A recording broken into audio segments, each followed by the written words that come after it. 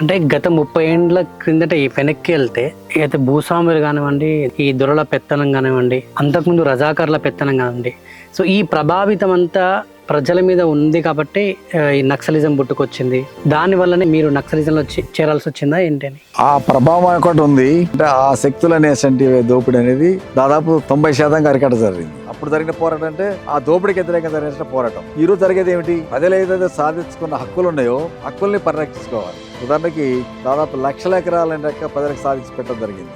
దానికి దాదాపు అనేక ఉద్యమాలు చేసి ప్రభుత్వాల మీద ఒత్తిడి చేయడం వల్ల కేంద్రంలో రాష్ట్రంలో ఉండే ప్రభుత్వాలు వాడికి ఇంత భూమి ఉందనేటట్టుగా చేయడానికి రకంగా హక్కు పత్రాలు అనేటువంటి చట్టం చేసి అవి కొంతమందికి ఇచ్చారు. కేవలం అది ఎస్టీలు మాత్రమే ఇచ్చారు. ఎస్టీలు కూడా అందరికి ఇవ్వలేదు, కొంతమందికి రకంగా ఇచ్చారు. ఇంకా లక్షల ఎకరాలకి రకంగా వాళ్ళకి ఎలాంటి హక్కులు. ఈ 50 సంవత్సరాల నుంచి ప్రజలు దాని మీద ఉంటారు, దాంట్లో నుంచి ఫలసాయం అనుభవిస్తున్నారు. అయినా లీగల్ రైట్స్ లేవు. కాబట్టి అలాంటి ఆ రైట్స్ సాధించాలని చెప్పి మేము చేస్తున్నాం. చేస్తే ఏం చేస్తున్నారు? అలాంటి దాని రకంగా గవర్నమెంట్ ఆక్యుపై చేసుకోవడం చేస్తాను.